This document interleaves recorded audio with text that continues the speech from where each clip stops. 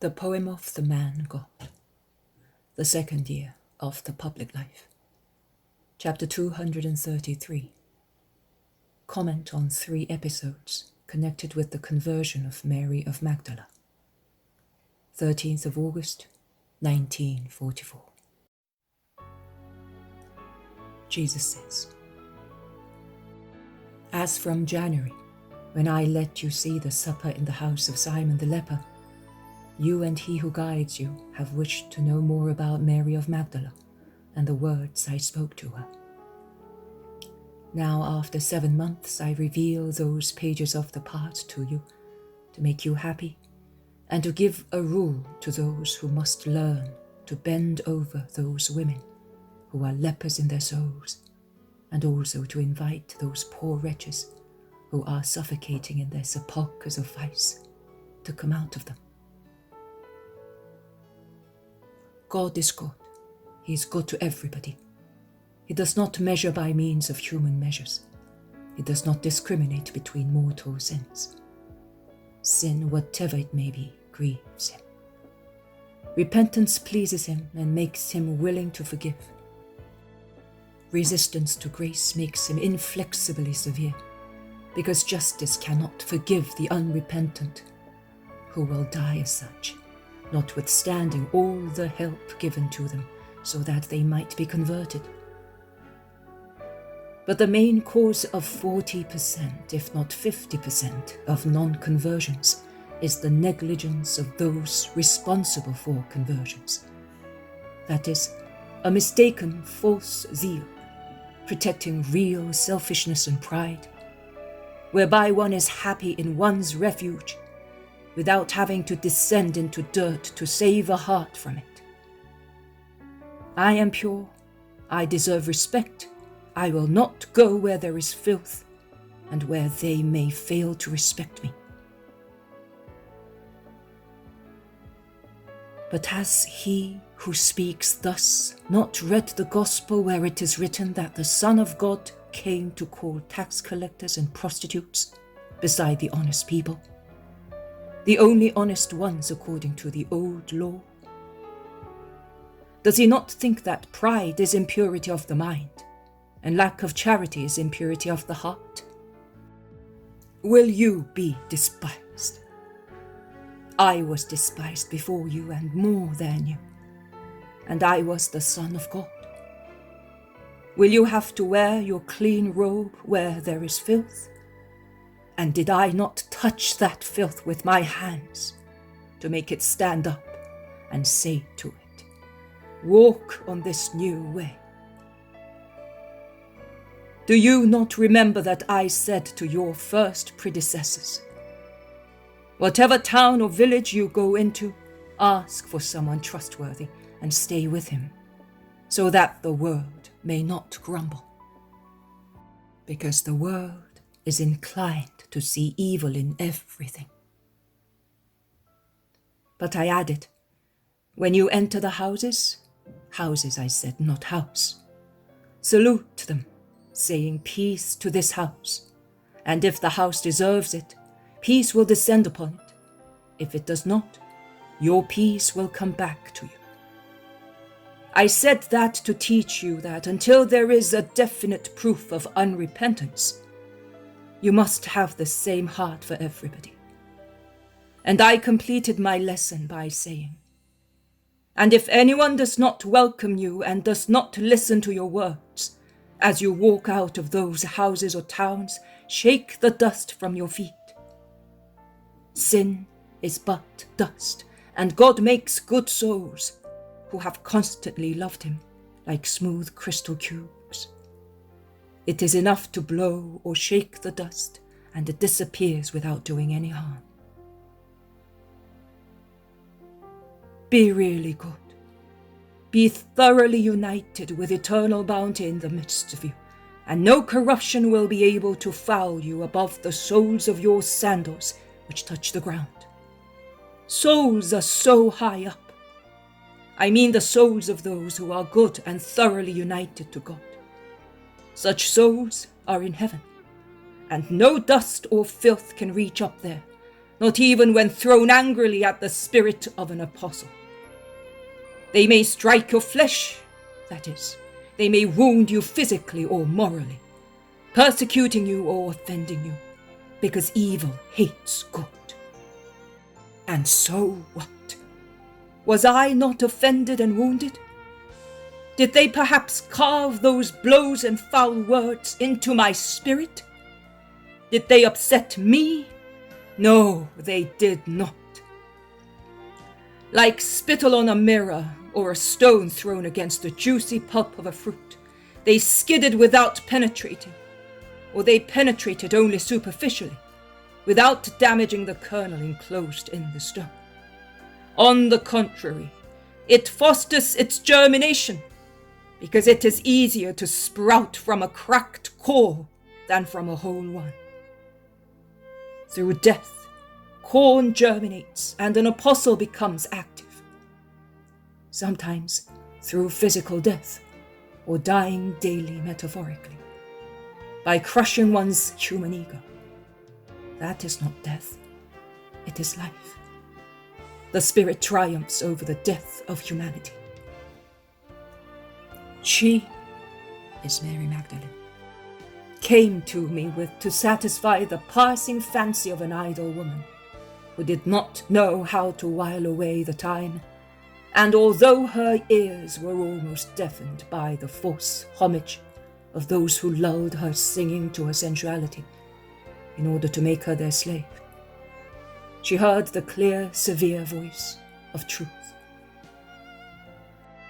Of the truth that is not afraid of being despised or not understood, and speaks looking at God. And like festive bells ringing together, all the voices mingled in the word. Voices want to sing in the open blue sky, spreading over valleys and hills, plains and lakes, to commemorate the glory of the Lord and his festivity. Do you not remember the solemn festivity that in peacetime made the day of the Lord so joyful? The big bell, with its resonant clapper, gave the first peal in the name of divine law and seemed to be saying, I am speaking in the name of God, Judge and King. The smaller bells then harmonized, who is good, merciful, and patient. And the smallest bell, in a silvery angelical voice, added, whose love urges men to forgive and be indulgent, to teach men that forgiveness is more useful than wrath, and compassion is greater than inflexibility. Likewise, after recalling the law trampled on by the sinner, I made her hear the song of forgiveness. I shook the hope of forgiveness in the darkness of sin, like a green-blue silk scarf among dark shades, so that hope might be put in its comforting words. Forgiveness. It is like dew on the parching thirst of sinners. Dew is not like hail, which strikes like a dart, bounces, and without penetrating the soil kills flowers. Dew descends so lightly that even the most delicate flower does not perceive it resting on its silk petals, but it drinks its refreshing moisture. Dew settles near roots on parched clods of earth and penetrates the soil. It is a moisture of tears, the tears of stars, the loving tears of mothers on their thirsty children, whom it nourishes together with their sweet, bountiful milk. Oh, the mysteries of elements operating also when man rests or sins. Forgiveness is like such dew. It brings not only cleanliness, but also vital juices, taken not from elements, but from divine earths. And after the promise of forgiveness, wisdom speaks, saying what is legal and what is not legal, and it reproaches and shakes, not out of harshness, but out of maternal anxiety to save. How often your hardness becomes more impenetrable and unyielding to charity, bending over you. How often you run away while charity speaks to you. How often you scorn it. How often you hate it. If charity dealt with you as you dealt with it, woe to your souls. Instead, see, it is the untiring walker who comes looking for you, and it reaches you even if you hide in the darkest of dens. Why did I decide to go to that house? Why did I not work a miracle in it? To teach the apostles how to behave, defying prejudices and criticism, in order to fulfill their duty, which is so high as to be free from the trifling things of the world. Why did I say those words to Judas? The apostles were still very much men. All Christians are very much men. Also the saints on the earth, although to a lesser degree. Some humanism survives also in perfect souls. But the apostles were not yet perfect. Their minds were pervaded with human reasoning. I lifted them up. But the weight of their humanity pulled them down again. To let them descend as little as possible, I had to put something on their ascending way, which could stop their descent. Something on which they could stop to meditate and rest, and thus be able to ascend again to a higher level than previously. I had to bring forth something capable of convincing them that I was God. That is, introspection of their souls, victory over elements, miracles, transfiguration, resurrection, ubiquity. I was on the road to Emmaus when I was in the Last Supper room, and the time of my ubiquity, when discussed by the apostles and disciples, was one of the reasons which affected them most strongly, freeing them from their ties and urging them on to the way of Christ. Rather than to Judas, who was already brooding over death, I was speaking to the other 11. I was compelled to make it very clear to them that I was God, not out of pride, but of necessity for their formation. I was God and Master. Those words define me as such. I reveal myself by means of an extra-human faculty, and I teach a virtue. We must not talk evil things, not even in our hearts, because God sees, and God must see a pure heart to descend into it and dwell there. Why did I not work the miracle in that house? To make everybody understand that the presence of God calls for a pure environment, out of respect for His sublime majesty. I did not work the miracle there, because I wanted to speak to her, not uttering words with my lips, but with a deeper word addressed to her sinful soul, and say, "See, poor wretch, you are so filthy that everything near you becomes foul, so foul that God cannot act. You are filthier than He is, because you are repeating Eve's sin and are offering your fruit to many Adams by tempting them and taking them away from their duty. You are a minister of Satan. But why do I not want her to be called Satan by his dejected mother? Because no reason can justify insult and hatred. The first essential condition to have God with us is to bear no ill will and to forgive. The second condition is to admit that we, or those who belong to us, are sinners as well. We must not see only other people's faults, The third condition is to remain grateful and faithful after receiving grace, out of justice to the eternal Father. Woe to those who after receiving grace are worse than dogs and do not remember their benefactor, whereas animals do.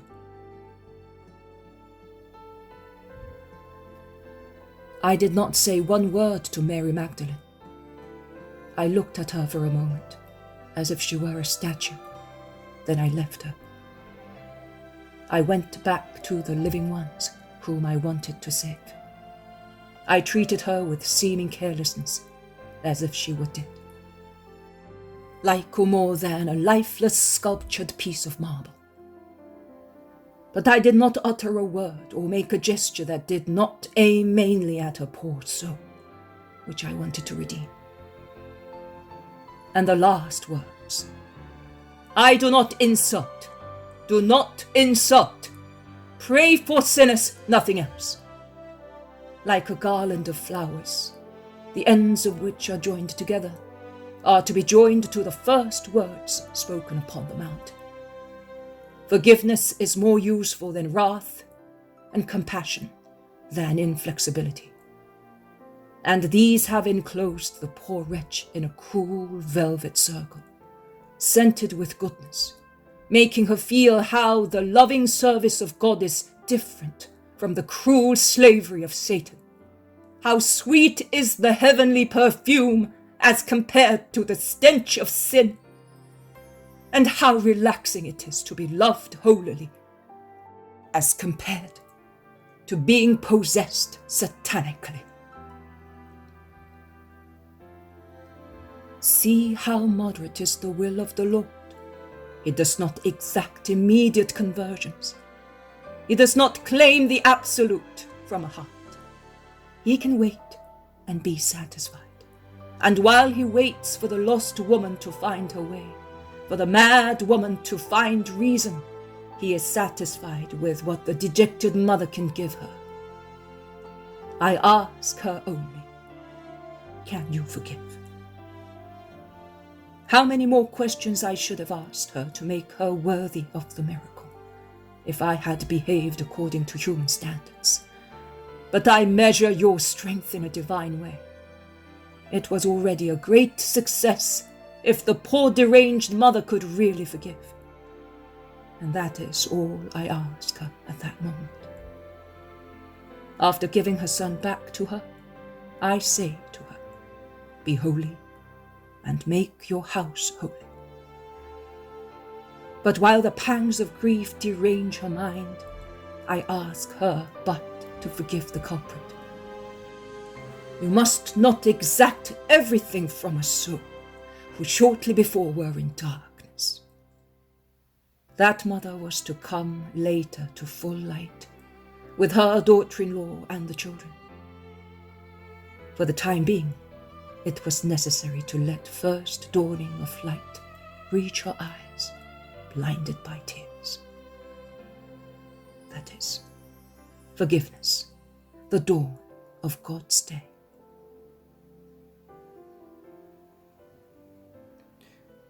Of the people presently, only one. I am not referring to Judas, I am speaking of the people gathered there, not of my disciples. Only one was not to come to the light. There is always someone for whom the apostle toils in vain.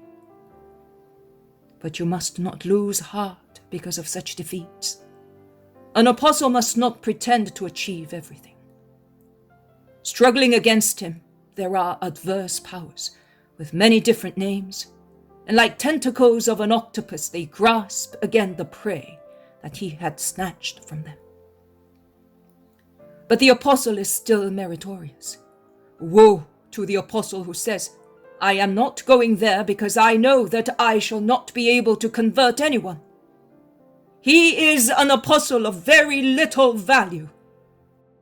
It is necessary to go, even if only 1 in 1,000 will be saved.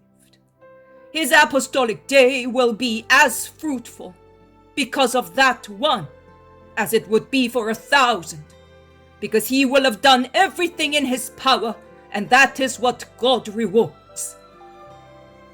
You must also consider that where the apostle is not able to convert, because the person to be converted is too firmly gripped by Satan, and the power of the apostle is inadequate to the effort, God may intervene. And then, who is greater than God? Another thing that the apostle must absolutely practice is love, clear love. Not only the secret love for the hearts of brethren, that is enough for good brethren, but the apostle is a worker of God, and he must not limit himself to prayer. He must act. Let him act with love, with great love. Rigor paralyzes the apostle's work and hinders the motion of souls towards the light. So, not rigor, but love. Love is the incombustible fabric that protects you against the blaze of wicked passions. Love is the saturation of preserving essences which prevent human satanic putrefaction from entering you. To conquer a soul, you must learn how to love. To conquer a soul, you must induce it to love God and disown its petty sinful love. I wanted Mary's soul. And as in your case, my little John, I did not confine myself to speaking from the teacher's desk. I stooped, looking for her in the paths of sin. I pursued her and persecuted her by means of my love, a kind persecution. I, purity, followed her where she was impurity. I was not afraid of any scandal, neither with regard to myself nor to others. I could not be scandalized because I was mercy. I could not be scandalized because I was mercy, and mercy weeps over sins, but is not scandalized by them. Woe to the shepherd who is scandalized and entrenches himself behind the screen of scandal to abandon a soul. Do you not know that souls are more inclined than bodies to rise again? And that the pitiful loving word saying, "Rise, sister, for your own good," often works a miracle? I was not afraid of other people's scandal. My behavior was justified in the eyes of God and was understood by good people. An evil-minded man fermenting with wickedness, which evaporates from a corrupt heart, is of no importance. Such man finds faults also in God, and considers only himself perfect. I therefore paid no attention to such people.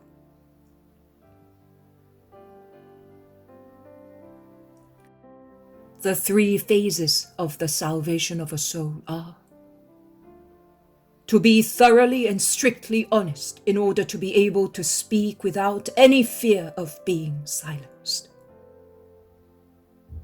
To be able to speak to a whole crowd, so that our apostolic word, addressed to the crowds gathering round our mystical boat, may travel farther and farther, like circles of waves, until it reaches the miry shore, where those who are not interested in knowing the truth are lying in the mud.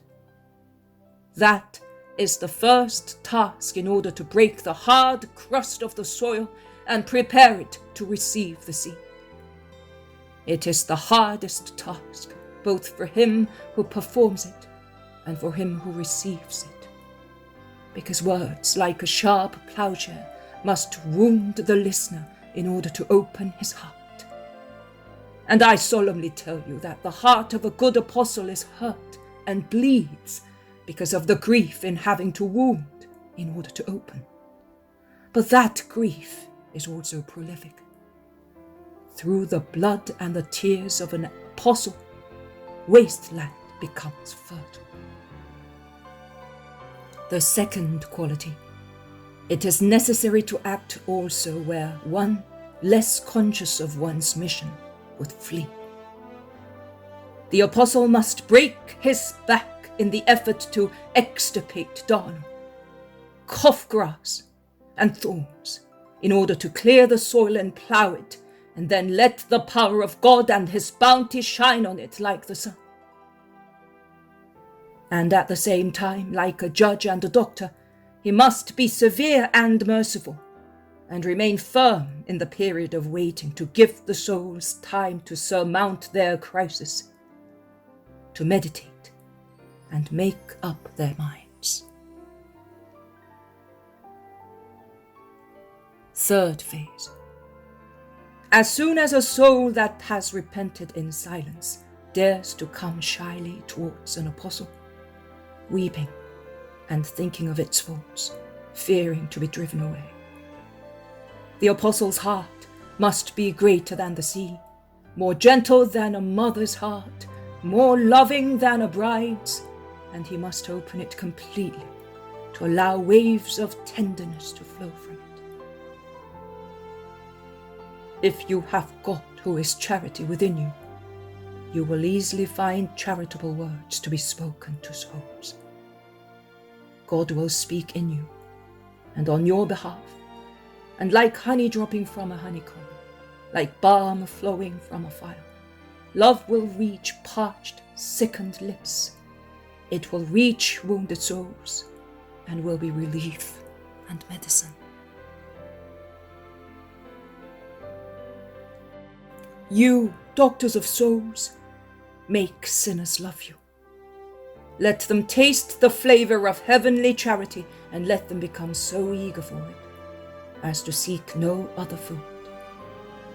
Let them feel in your kindness such a relief as to seek it for all their wounds.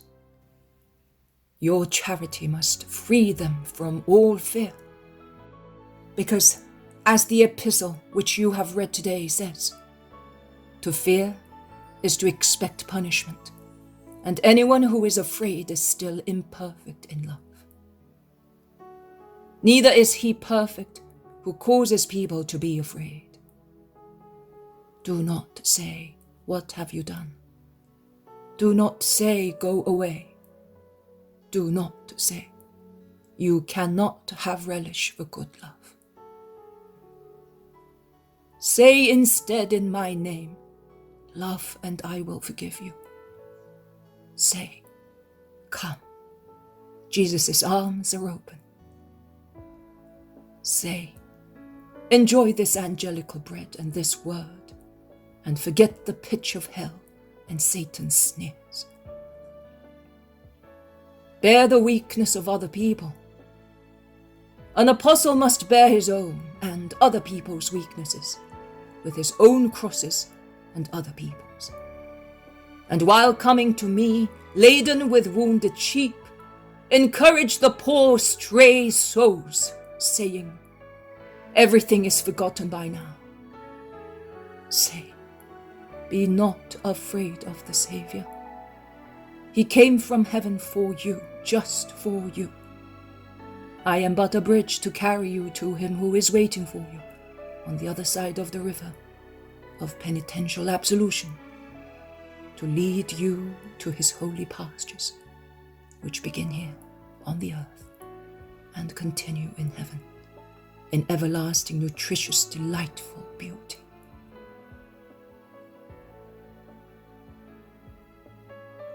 Here is the comment.